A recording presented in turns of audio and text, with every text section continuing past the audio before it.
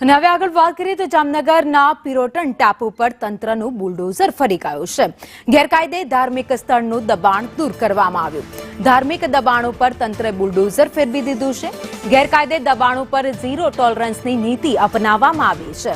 4000 ચોરસ ફૂટમાં ફેલાયેલા ધાર્મિક સ્થળનું ડિમોલિશન કરવામાં આવ્યું છે, તેને તોડી પાડવામાં આવ્યું છે.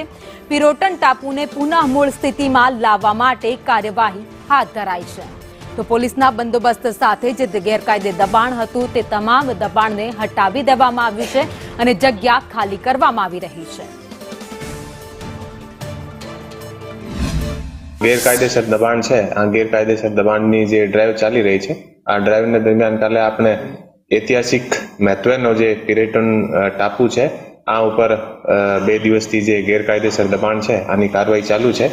અને અત્યાર સુધી ટોટલ 9 જેટલા ધાર્મિક દબાણ હતા અને લગભગ 4000 જે ચોરસ મીટરના આસપાસની જે જગ્યા છે આ અત્યારે ખુલ્લી કરવામાં આવેલ છે. અને ગેરકાયદેસર ધાર્મિક દબાણોને કારણે ત્યાં અવૈધ રૂપથી ઘણા બધા લોકોની અવર જવર થતી હતી. આને કારણે આપણા જે ઔદ્યોગિક જે મોટા આપણા જે વાઇટલ જે ઇન્સ્ટોલેશન છે આને અને આપણા નેવીના એરફોર્સના જે બેઝ છે આને માટે પણ સામુદ્રિક સુરક્ષાથી દ્રષ્ટિ ઘણા મોટા સમયાંતરે ઊભા થતા